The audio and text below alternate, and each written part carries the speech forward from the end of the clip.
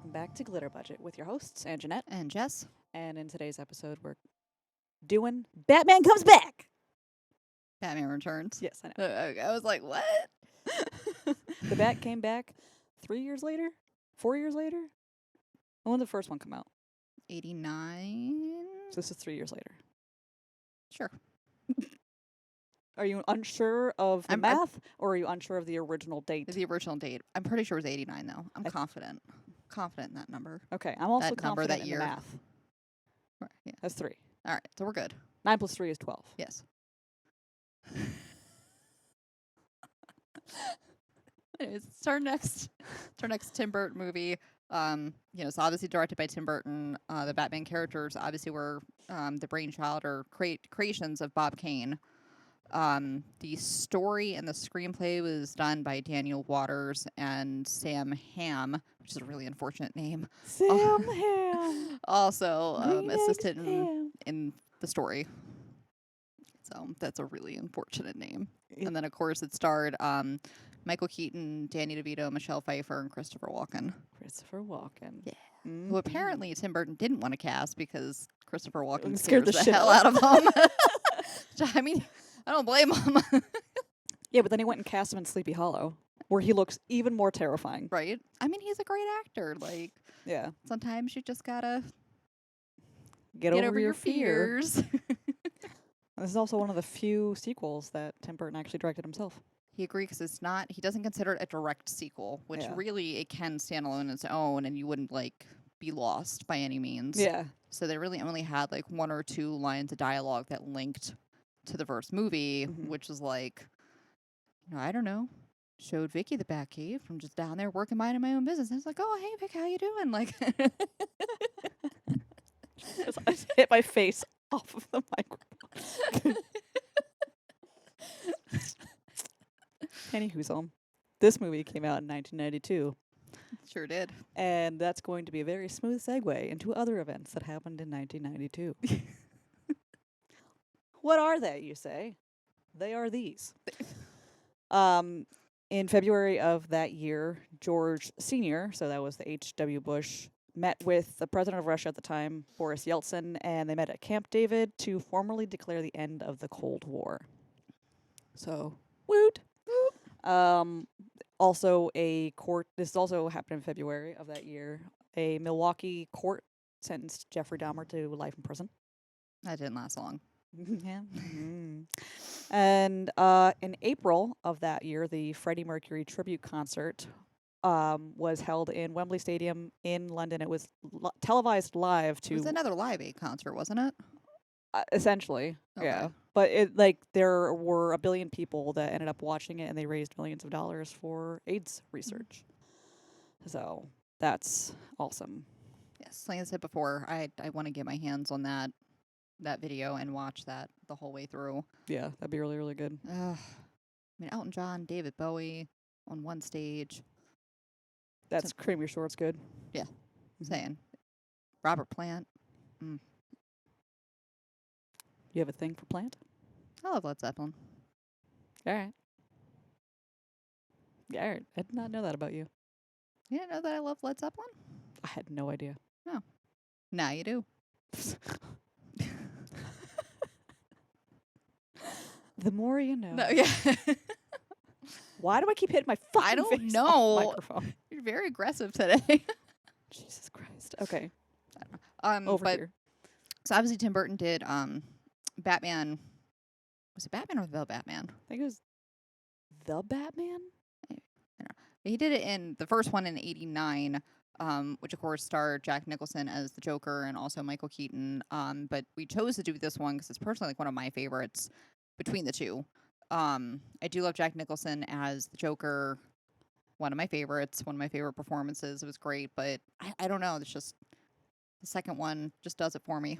When according to Tim Burton and Michael Keaton, they also enjoy the second one. They prefer this one over the first one. And I think it just has it's very iconic as far as Batman films go. Keaton is one of the favored Batmans other than Christian Bale's. That was Christopher Nolan's, Batman Begins and his whole trilogy. People really like that one, but I think before that one they really liked Keaton's Batman. Or Yeah. Burton's Batman, if you want to, whatever you want to call it. Yeah, I don't know. It's just iconic growing up. I loved Catwoman, and I think as a child, I didn't understand at the time why I loved Catwoman until I got older. Yeah. She realized that she had an S&M thing. Listen, when I think of like sexual awakenings and just something like powerful and sexy, I think of Michelle Pfeiffer's Catwoman. Yeah. How could you Selena not? Kyle. Yeah. I think like this film had a very comic book feel. Like Yeah. from the sets, the costumes, everything had a very it looked literally like a comic book brought to life. And I think that also the music was that Danny Elfman again too? It sure was. It sure It was. sure was. But that was I was listening to it. I'm like, this is definitely Danny Elfman. I didn't think to like double check, but it sounded like him. Yeah, no, Danny Elfman scored that movie as well. I don't know if he did on the first one. I'm gonna assume so. Yeah. But even the first one had that comic book feel to it as well, which I think is appropriate. I mean, it's based off of a comic. Mm-hmm. And apparently, it was like one of the last big budget Hollywood films that were filmed in like the old school Mhm. Hollywood style, where you had like the huge sets, you had the miniatures that you used, you had like more of like stunt doubles and stuff like that. Just Yeah. a huge production, which I love. I love the way that that looks. I loved how they worked with that. And apparently, to film that and to make Gotham City the way they wanted it, they had used 50% of Warner Brothers. Yeah, their like, lot. Yeah. 50%, and I guess they had to move it occasionally too. So Michelle Pfeiffer got lost a lot going to set. Yeah, like they would just move the sets around. So it was kind of like you won't understand this reference, Jess, but in Hogwarts Castle, a lot of the staircases and stuff move around so that students would end up getting lost, which I think is like the dumbest thing ever. Like I don't know why would they wouldn't give the students a map of the fucking school. I don't know.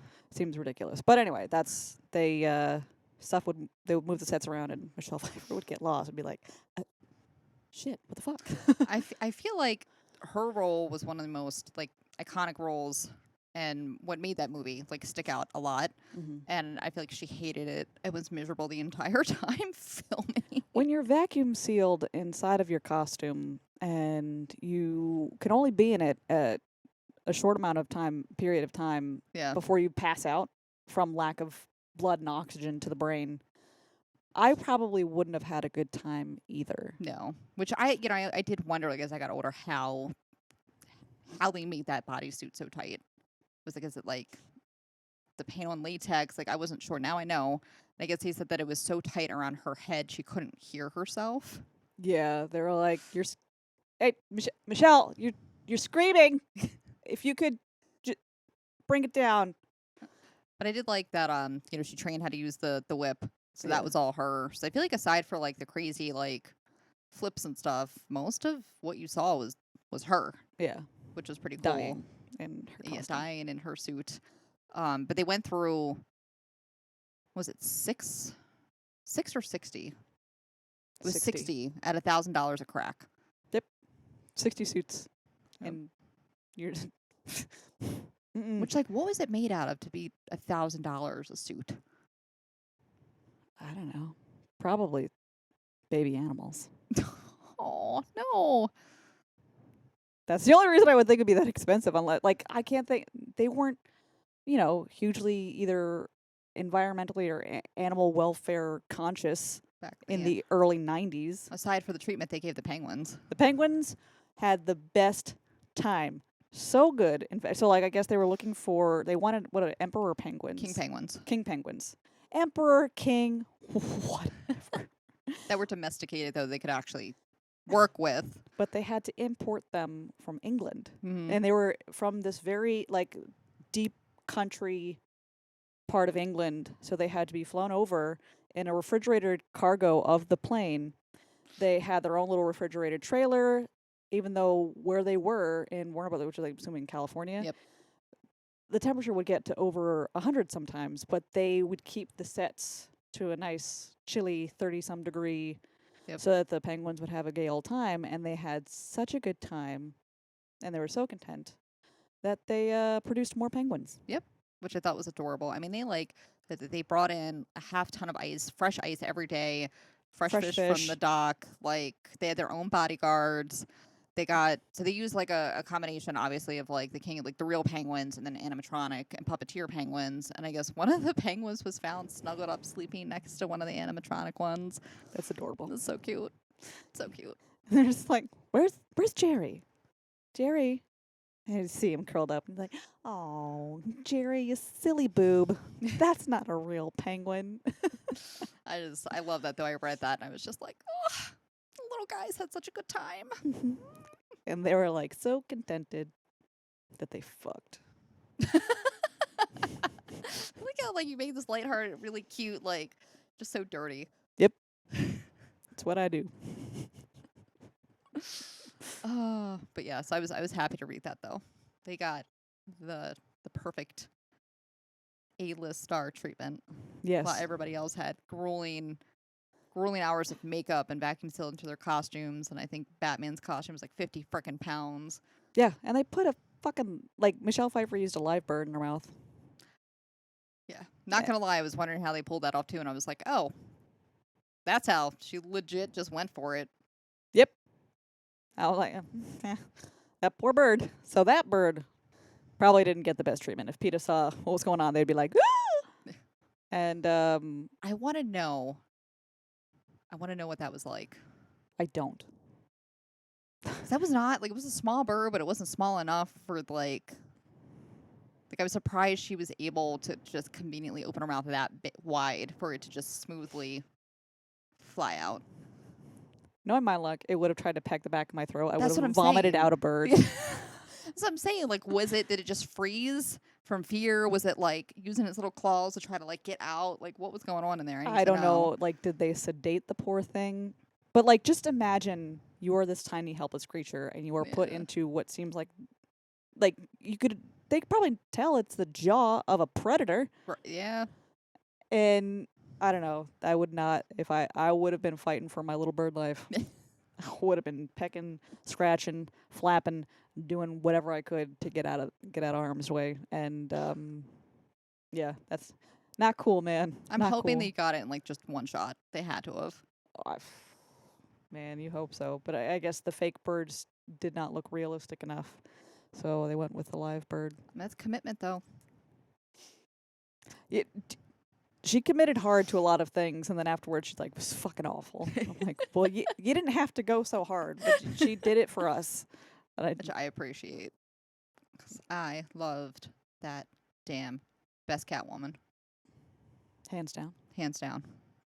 Anne Hathaway did a decent job. I Yeah. was nervous when they cast her. I was like, really? Yeah. Or did the Princess Diaries? I was not a fan of Halle Berry's Catwoman. No, it was garbage. It was absolute garbage. I'm honestly, I don't know why I'm not a huge fan of Halle Berry. Just in general? Just in general. Really? I don't like her movies. I'm just meh about her. I like her. The rest of her movies and stuff that I've seen her in, I've liked. That Catwoman. That was probably one of those movies that could have been redone, but better. Yeah. Like, it had the potential to be an amazing movie. Mm-hmm. So that's something, because we had like a little questionnaire up of, instead of trying to like redo movies that are good, Yeah. take ones that like just fell short or fell flat. And Yeah, like they had the Make it potential to be better. good, and either because of like casting, script, budget. whatever. What movie would you want to redo? And that's a good contender. Yeah. Yeah. Not that like, I don't think that. I don't know if it's her acting or if it's her as a person or what it is, but I'm very meh about her. Really? Yeah, I don't know what it is. I didn't like her as Storm in the X-Men movies. I did. I feel like there could have been a better Storm. What didn't you? All right. No, we're getting off topic. We're not going to go down that route. Sorry. She could have been stormier.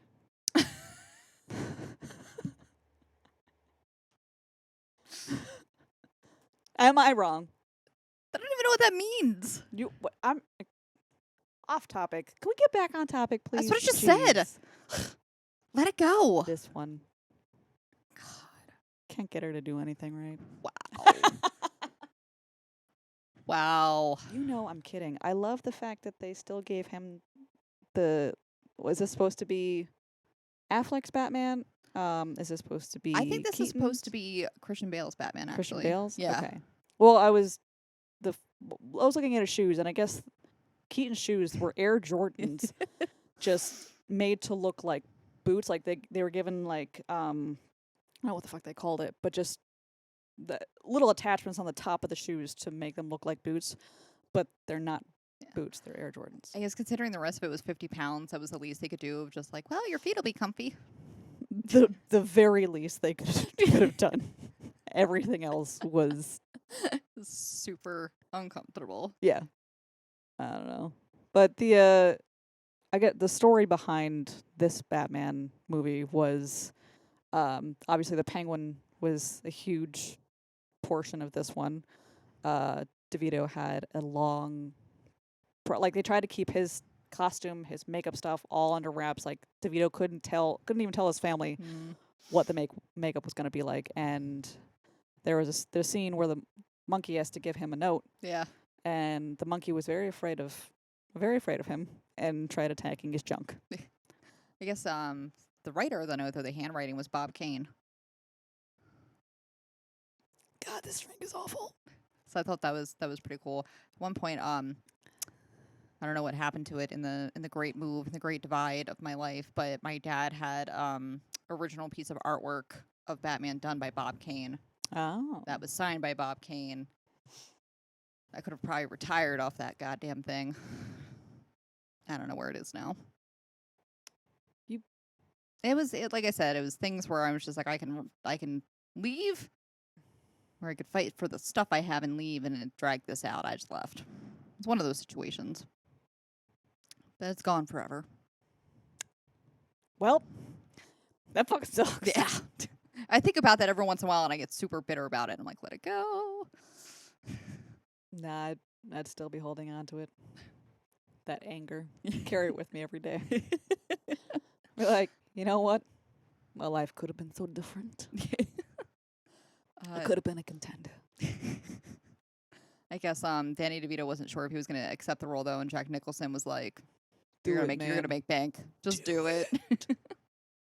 Because his Joker did so well like that. The previous Batman movie had done so well. And also Keaton got $11 million, allegedly, to do this movie. And people, like the studio execs were like, I don't know about doing this. Burton's like, it's worth it. He's worth it. Just do it. Like, Keaton only didn't want to do it. The only reason why he said he did it is because he had a real estate business deal to close on. So I think that's why he probably asked for so much money. And it's probably one of those things where it's like, I'm just going to ask for a ridiculous amount of money and they're not going to accept. And there's like, oh, all right, guess we're doing this. yeah. Okay. Reminded me of the Hamilton line. Okay, so we're doing this. Yeah. Look 'em in the eye, am no higher. Summon all the courage you require and count. Anyway. If you haven't watched Hamilton, Disney Plus. Do it. Yes. It's very good. I don't know. But anyways, I don't know. It's just one of my favorites, though. Probably my favorite Batman film out of all of them. Just for me personally, just because it has like that. I loved watching it as a kid. I still get the same feelings watching it now. And like I said, I love the fact that it was one of the last old Hollywood style filmings where they just put so much time and effort into just everything, the costumes, the effects. Mm-hmm. I hate the amount of like CGI and everything like that that's used now. Yeah, I appreciate when movies will go back to the way things used to be. Like in the most recent Star Wars, like they used puppet Yoda instead of CGI Yoda that everyone hated. Yeah. So that was nice. So it's refreshing when they go to the old Hollywood style ways that they used to do. It's like, it's a long process, but it's worth it. Oh, like, yeah. It looks so much better. And I don't even know, like, money-wise, like is it worth it to do CGI? Like, isn't it, it's pretty expensive to make it look realistic. It is, but I don't know which is more expensive. It's like the materials, the time, and the amount of staff that you need to hire to do like the big sets and the effects and all that other stuff that goes into it. Mm-hmm. I mean, you gotta think like we were going over Mortal Kombat, like Goro was $1 million. Yeah, he broke down a lot. Yeah, that broke down a lot. That had 16 people that had to run it, and he was in the movie for how long? Yeah. So like I get it. So I don't know which is where. And again, there are certain times where CGI has been great and it's needed, but overall, like, I think that's one of the things that made this particular film was the amount of effort and stuff like that they put into the sets, and again, the Mhm. casting like was perfect. I can't imagine anyone at that time playing Batman or playing Catwoman. Yeah, Meryl Streep was contender for Catwoman, and Burton's like, she's too old. Oh. There was someone else that was a contender for her, but she got pregnant. She couldn't do it. Um, God damn it. I don't remember her name. I know they wanted what's her face, Gina Davis. Gina Davis, really? I think she was Beetlejuice, right? League of Their Own. Yeah. Yeah. And I They was wanted like, no. hers? Yeah. Nah. I was like, she's not. I love Gina Davis. You ain't sexual at all, honey. I'm Ooh, sorry. Wow. She's not. Maybe not your kind of sexual. Jesus. Could you see her in that outfit, in that role? Maybe not. But I'm saying. I think it would have been a there's- really poor choice. All right. It wouldn't have been possibly the best choice. But I don't picture Meryl Streep like that either, to be honest. I could picture Meryl Streep a little bit, her attitude and stuff like that, a little bit better than I could Gina Davis. Yeah. Yeah. Attitude wise, but like, you don't picture her in like the skin tight outfit or Yeah. anything, or like stuff like that. It's just I don't picture Meryl Streep like that. Yes, awesome, Yeah. but I guess Gina Davis, so she turned it down because she was she took the role for A League of Their Own, which is also one of my other favorite movies. We'll do eventually, but yeah, so she was filming that. But again, super glad that she wasn't cast because I don't think it would have done as well. People wouldn't have been trying to steal the movie posters that were put up around town. they had to have the police do patrols to make sure that like people stopped stealing the posters. I guess there's like the bus-sized poster of Catwoman that is still around to this day, and it's worth a lot of money. Oh yeah, which is understandable. Yeah, it's so funny that people were stealing them, and they were like, "Can you imagine getting that assignment as a cop?" Right. You're like, "That, really? Could you imagine being a bodyguard for penguins? I would rather that job than to fucking guard a poster." True. Like, well, you're just gonna be like, "Whoa, whoa, whoa, whoa!"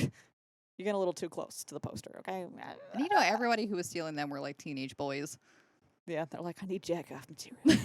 It's going in for the spank bank. But yeah, I don't know. It was fun. And I did notice the amount of like funny, almost corny one-liners that the Penguin had. Yeah. But I think that gave it that comic book feel though. Yeah, like you need those zingers that pow, kablam. Bam.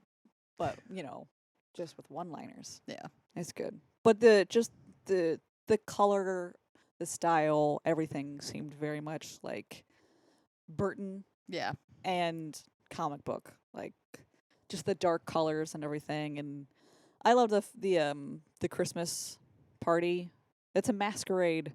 And the symbolism is that Bruce Wayne and Selena Kyle are going to this, and they're the only ones not wearing a mask, which is just to kind of insinuate that their alter egos, Bruce Wayne and Selena Kyle, are the masks that they wear, and that their true identities are Batman and Catwoman. Right. Which I thought was kind of cool. Yeah. It's also the first Batman movie that actually used the real names for Penguin and Catwoman. Yes. They were always just referred to as Penguin and Catwoman. Yeah. So, which I thought that was pretty cool too. But yeah, I don't know, like as a kid watching it, obviously I never picked up on that symbolism for it. No, yeah, you would just be like, why are they the only losers not wearing costumes and masks? God. But I did think it was kind of sad though of her like literally just spiraling down and like trying to figure out who she was. Yeah. And obviously like the two of them had this chemistry, and it was just very sad when they realized during the mistletoe scene at the masquerade ball like who officially like who they are. And she's like, does this mean we have to fight? I'm like, oh, Yes, it does, bitch. she just wants love. Yes, as any cat does. Yeah. To all you cat haters out there, fuck you guys. Nice. But if you haven't seen if you haven't seen either one, the Batman and Batman Returns that Tim Burton did, absolutely go back and watch it. Iconic performances in both films. You don't have to watch one to really understand the other. True. You So- really don't. Which is again, I think one of the few reasons that Tim Burton agreed to do it, because typically, as we've been over before, he hates doing sequels, but this wasn't a direct sequel, so he was like, "All right, Yeah. like that's fine." So I guess in a way, this would count as because I had posed the query one day of are there any movies whose sequels you prefer over the first one? Yeah. And it could include trilogies or whatever. So, but this it technically is a sequel, but can stand alone. Same thing with Ace Ventura: When Nature Calls. Yeah.